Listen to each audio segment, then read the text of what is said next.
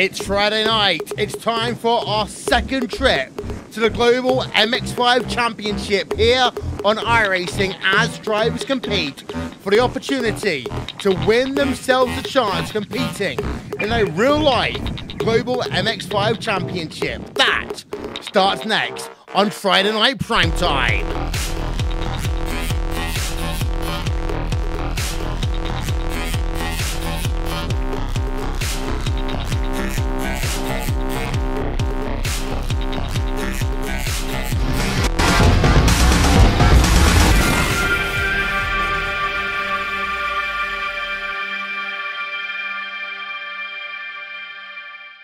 Watch Ernie, go, go, go. Car right, car right, car right, car right. Watch him, jam it. Oh! Get ready. Dude, more heads up than that. Jeez. Right on the back wing. Can he make it happen? Yeah! Yeah! Push like hell. We gotta stay in front of these guys. Both drivers on the push to pass. Contact in the pit lane. All right, 60. Let that eagle fly. What do I do? What happened? Push here. Push hard. Let's go get this guy. Car outside. We're behind you. Pedal. Clear outside. Good job. Just spun behind you. I don't know if you got him or not. He got out of it so hard. Look at these guys are all over the back. Full throttle. IndyCar. In and out lap. What's next? Come and get the checkers, big boy. Oh, baby, that was good. Hit me. Inside, outside. 2017 Verizon IndyCar Series. See what's next.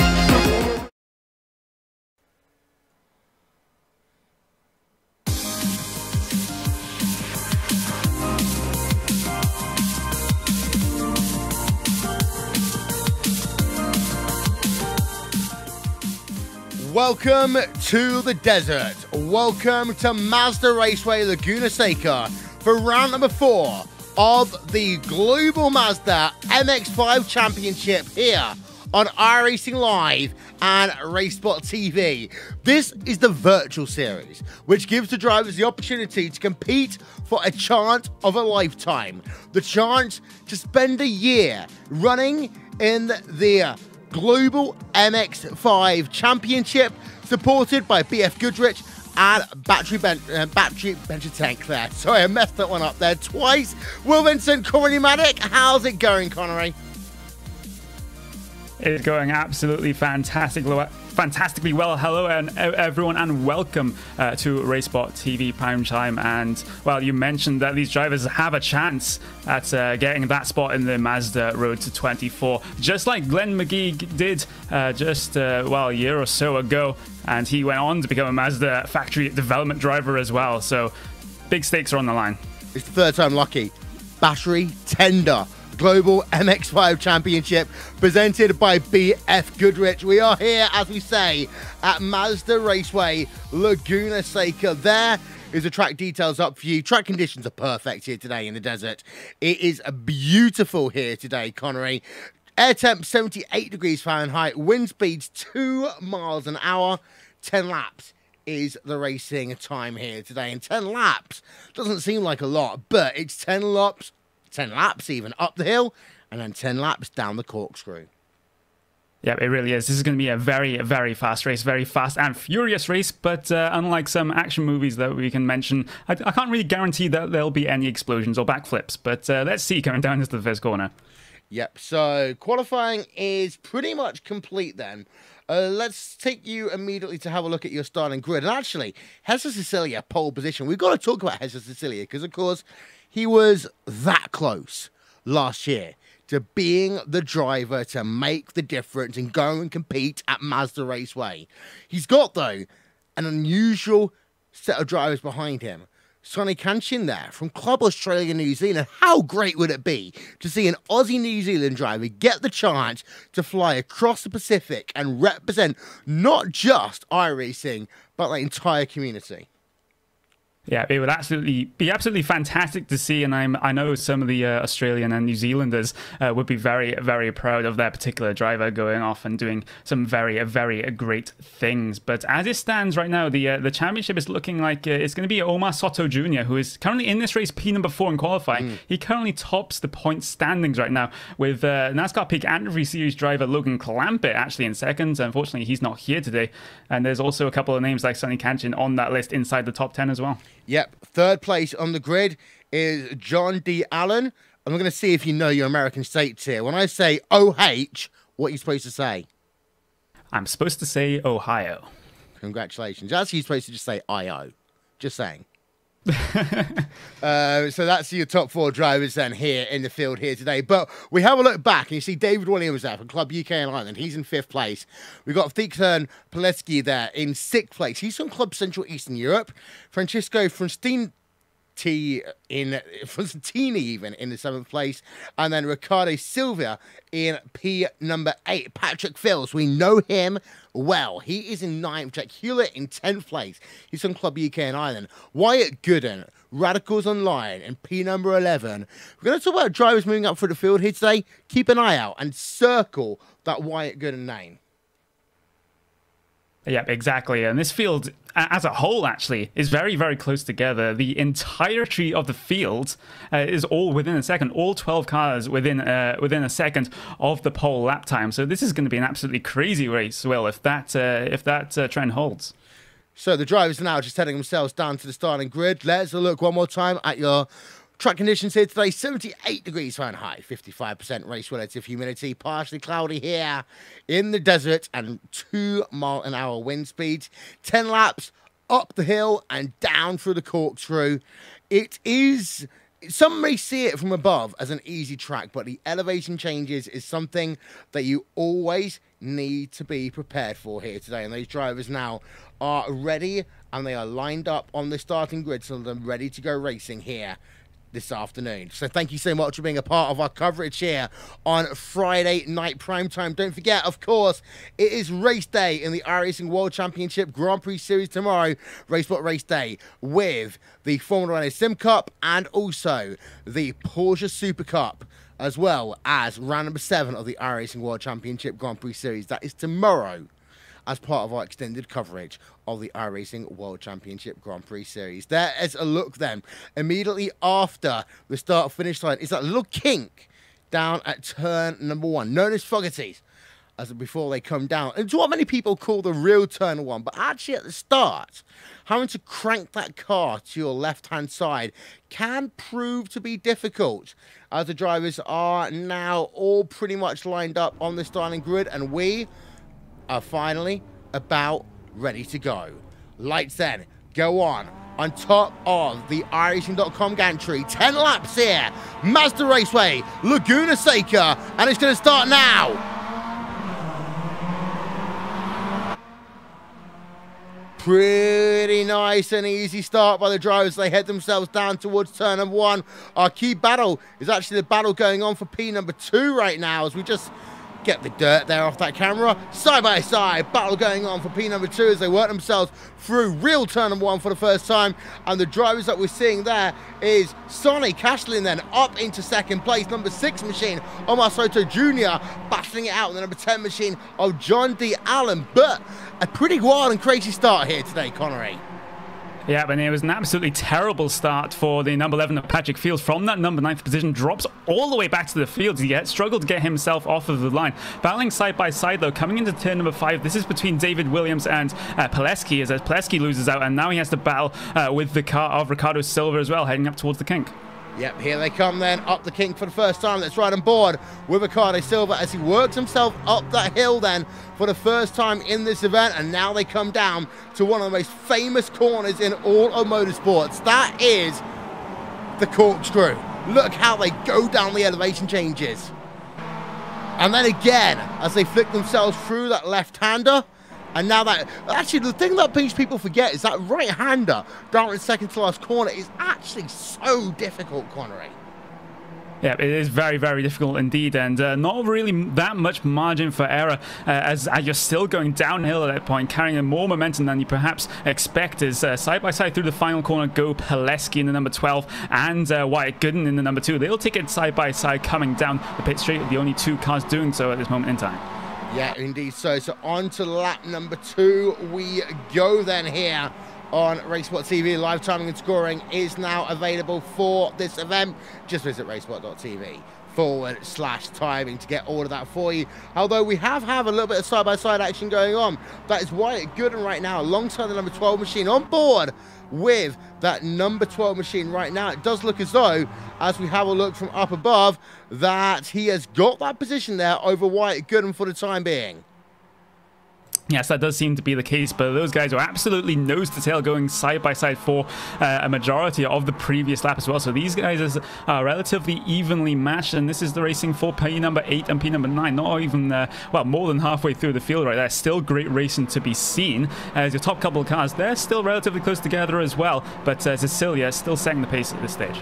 Yep, Cecilia's breaking the people's hearts as they work themselves into the corkscrew for the second time in this event. And well, the gap between Cecilia and the number 1 machine there of Sonny isn't actually that big though. It's only about 1/3 of a second right now. So Sonny actually has got himself a fantastic opportunity.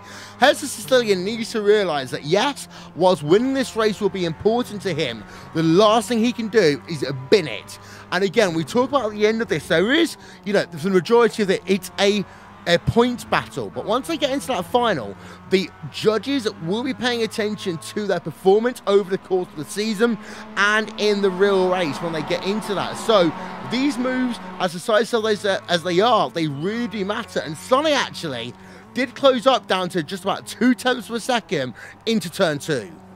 Yeah, and I'm not actually seeing Jesus Cecilia inside of the top 20 in the standings. So if he really is going for that spot on the road to the 24, he really does need this points hill to get any points haul, shall we say, to get anywhere near that top 20. As these 2 cars at the front just starting to break away a little bit right now. The other 2 behind, Almost Soto Jr., your current points leader, and John Allen, they're going to be fighting out for P number 3 as well. As we look down your field, there's a couple of other gaggles of cars from P number 6 all the way down to P number 10. Patrick Fields trying to get past Wyatt Gooden for P number 9. Yeah, there is Patrick Fields right now. We go on board of him for the moment as he exits turn number 5. Up the hill we come. And we talk about helmets. Of course, Patrick Fields has got one of the best helmets here. I think the only person that I know who has got a better helmet than him, and I've forgotten his name, is the Commander Sim Sports driver of, not Andre Borchardt. Jon Jens? Jon Jens, that's the one I was thinking of. You know exactly what I mean. But the helmet of Patrick Fields is absolutely fantastic to see. You can see it partially there on your onboard camera as we go back on board of him, actually, as he now comes through that very difficult turn, number 10. Into 11 he comes right now. And, well, for Patrick Fields, the thing about a 10-lap race is you've not got a lot of time. And, actually, he's going to want to try and do a 2-for-1 special if he's lucky. But this field is so tightly packed and he's a good exit of the final corner. He gets that. Now over Wyatt Gooden. What he actually wants is for Gooden to now get the slipstream to the number 12 machine and the number 9 car just ahead of him and to put himself alongside. That's not going to happen. The draft isn't that big here today. The short straightaways at Mazda Raceway Laguna Seca means that you don't get easy passes. No, you really don't. And you have to remember that Patrick Fields is also recovering from an absolutely terrible getaway off the line. It almost seemed like he stalled out. He was going so slow as he still tries to find a way past his train. Battling ahead of him, though, is Ricardo Silva coming down the inside of Jake Hewlett there. And there's also going to be Pileski getting himself involved in this one. Not going to make it 3 white. Nope, just the 2 for now. Yeah, as we've got 3 white cars almost here. The Intel machine on your right-hand side. That's the number 12 machine there of Dick and Pileski. As they're almost going to go 3 wide as they head themselves up the hill here. This could be fun as they work themselves then 2 wide for the moment. And Silva, he's the driver's second in line. On board of him, he's got a driver to his left-hand side.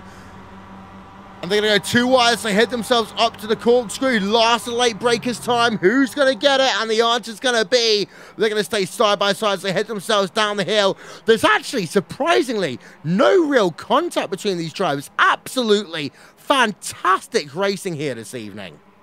Yeah, this is an absolutely fantastic example of racecraft in action. You can go 2 wide, sometimes 3 wide, without making contact with the cars, not moving someone out of the way as they head their way down into what is the final corner right now. Absolutely nose to tail as Carlos Silva just slightly slow on the apex. Jake Hewlett just had to tap the brakes just a little bit to avoid running into the back of him as they head their way onto lap number 5. Jake Hewlett then into that 5th lap of the motor race, currently scored in P number 8, the 7th driver in terms of I rating. Looks to the outside in towards turn number 2. Is he going to be able to get it? He tries to go around the outside, and actually he's going to lose a place to Wyatt Gooden. As a consequence, although he will have himself the inside line into the next corner. So battling still going on. In fact, yeah, Hewlett will keep that position a little bit further up though.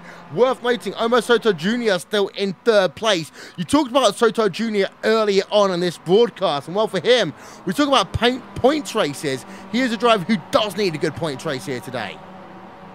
Yeah, he really does. Even though he is top of the point standings, he can't afford to really lose that many races slip from his grasp, because you do have a couple of drop weeks here, but those quickly start to dry up if you make mistakes here and there. But running P3 right now, that is a good points haul for him to stay on the top of the table.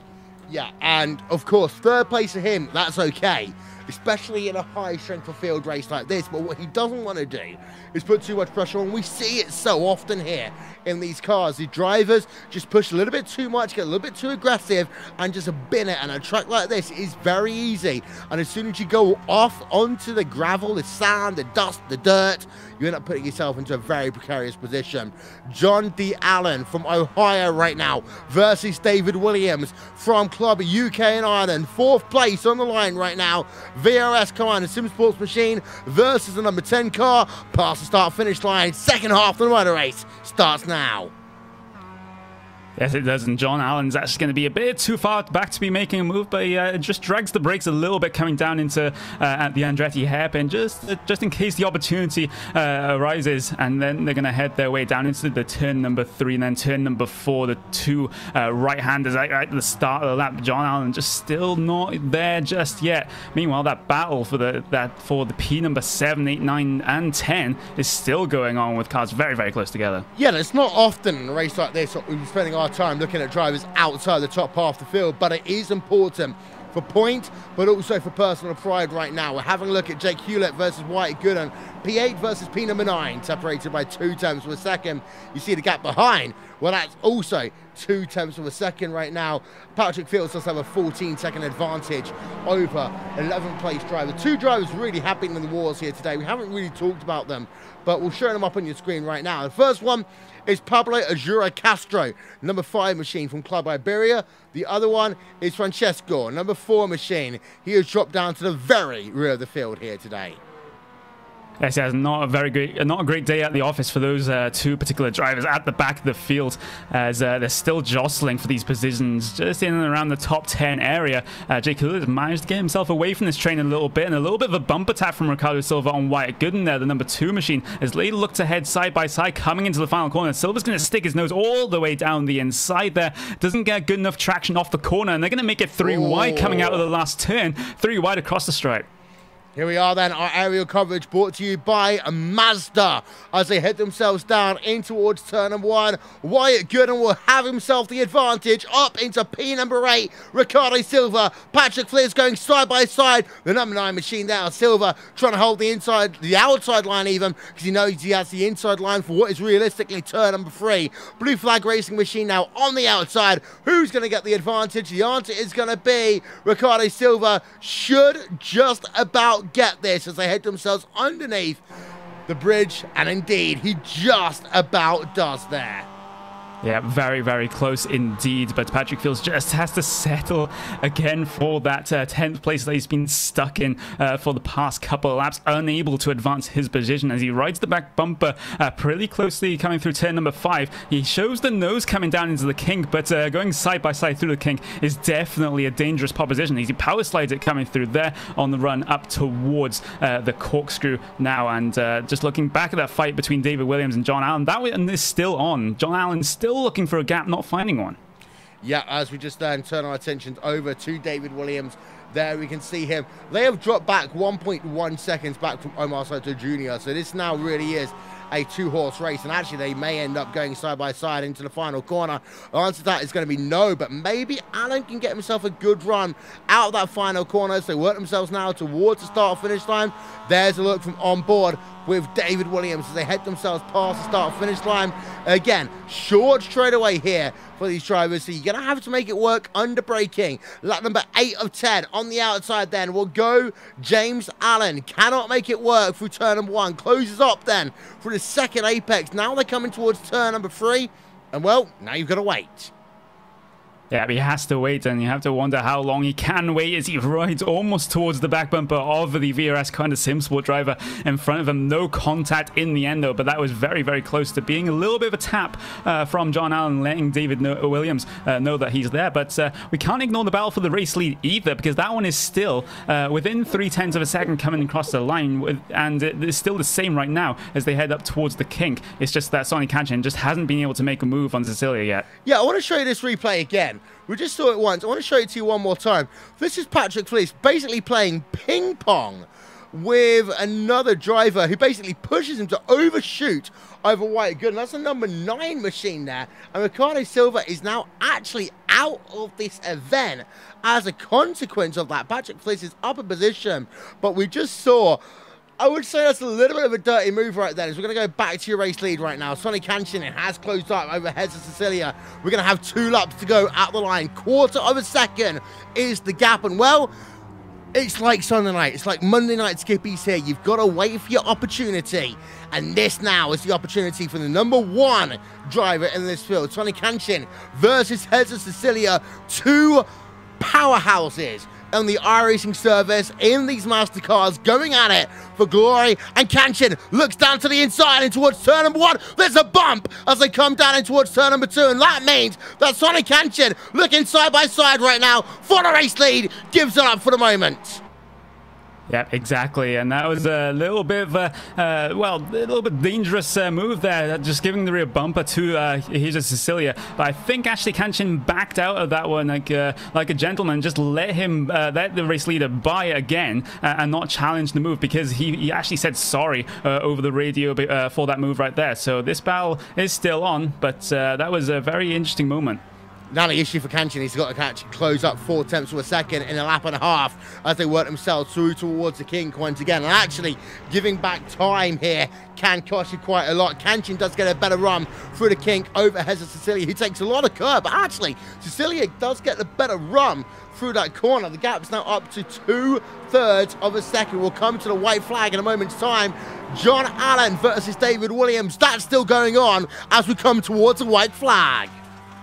Yeah, very, very close, coming through the corkscrew, coming towards the final couple of corners of the lap, coming into this long left-hander. Allen is there, but he's not finding a gap right now, and he's still looking for it on the inside of the penultimate corner. Still not there as they head towards the final corner. Will Allen sling one down the inside here? No, he does not have the run, but he's going to try and go deep on the brakes and try and get a good exit here for a potential move coming down into turn number 1 as we take the white flag. So one more lap to go. Heza Cecilia leads. There's the gap then to Sonny Kanchan as they head themselves past the start-finish line, in through 1, in towards turn number 2. A look then from the rear of Sonny Kanchan as they head themselves through that double apex.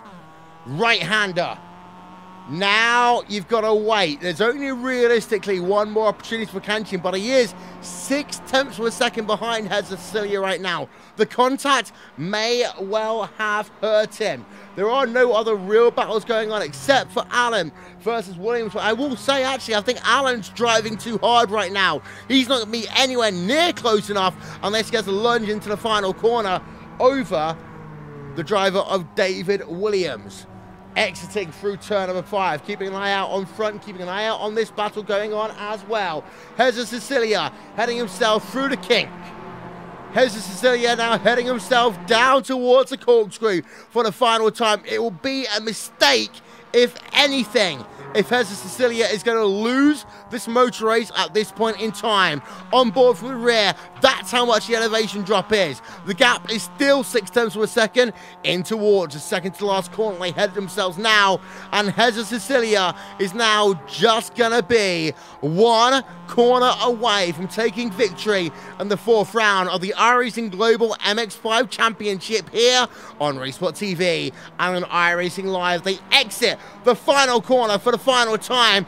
Hezza Cecilia wins here at Mazda Raceway Laguna Seca.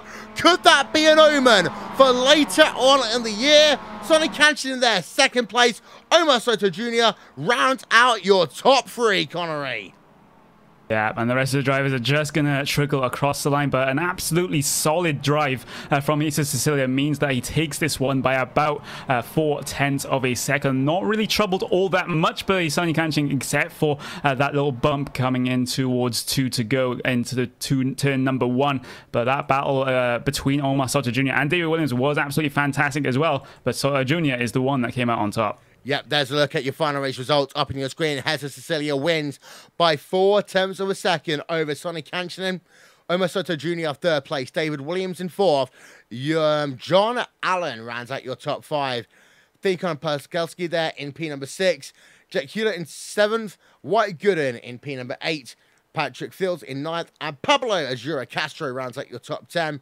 There's the remainder of your results. We'll step aside for one moment. Back with roundups after this message.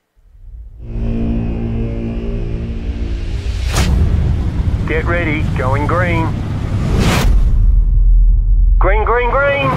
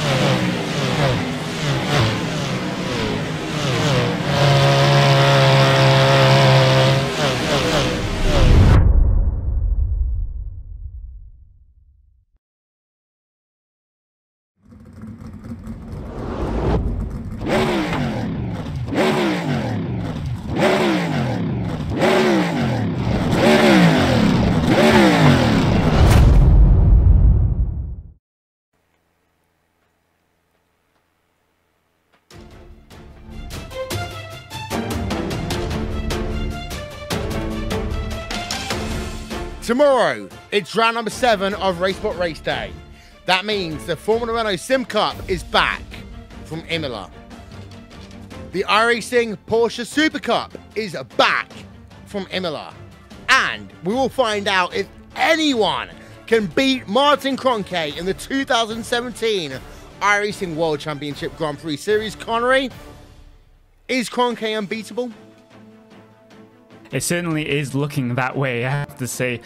Winning all of the races so far in the World Championship Grand Prix Series, it's hard to say that anyone else will be in for the rest of the season. Of course, there is that slight possibility that someone may make a very nice strategy call or Martin Kroenke runs into trouble, but it's not looking very likely right now, is it? It's that whole situation, actually, you almost want to watch just to see if he can do the clean sweep. It's like the time that we saw the Patriots go 16-0 in the regular season of the NFL. You kind of want to see it, so catch it tomorrow here on RaceSpotTV and on iRacing Live. Here, though, today in Friday night prime time, it has been the Global MX5 Championship, the iRacing Global MX5 Championship, and well, I will say one thing, that this track, of course, hosts the Global MX-5 Invitational. It is a integral part of the Battery Tender Global MX-5 Championship presented by BF Goodrich, and I got it right that time, of course. And this track does scream Mazda, and I think we want Mazda back in Le Mans as well, in terms of proper LMP competition. Yeah, exactly. Since that LMP1 field especially, field is looking a little bit thin. But if Mazda can come along and put their own LMP1 effort in, that would be absolutely fantastic to see, and it will definitely make the LMP1 field much more interesting. Apart from Toyota's having issues. Yeah, and you never know, if one Japanese manufacturer can't do it, maybe another one can. Zoom, zoom. Oh, yes. Indeed so. So that is pretty much all we've got time for. But before we go, I just want to talk about a couple of points of this event. Patrick Fields had that horrible start, finished only P number 9. Shows how hard it can be to overtake it from Laguna Seca. Yeah, exactly. And that start he had, which was absolutely terrible, just spelled doom for the rest of his race, really, because he was stuck behind Wyatt Gooden and the rest of that train just inside the top 10. And we have to tell our viewers that this strength of field was around about 6,000. There's actually 6,281.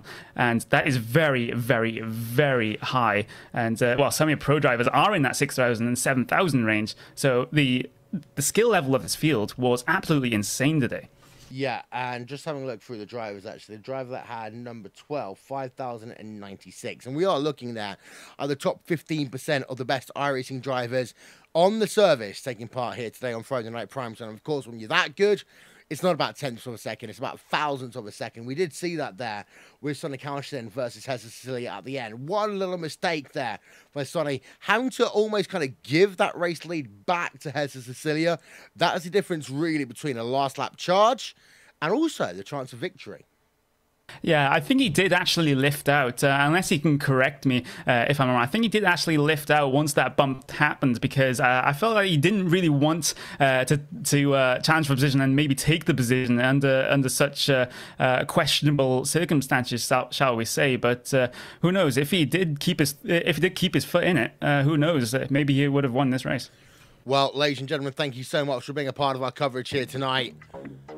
This has been the 4th round of the iRacing Mazda Global MX-5 Championship from the home of Mazda Raceway, Laguna Seca. We'll be back, of course, next Friday for Friday Night Prime Time. However, in the meanwhile, don't forget another fantastic weekend's worth of racing coming your way. We'll see you all very, very soon.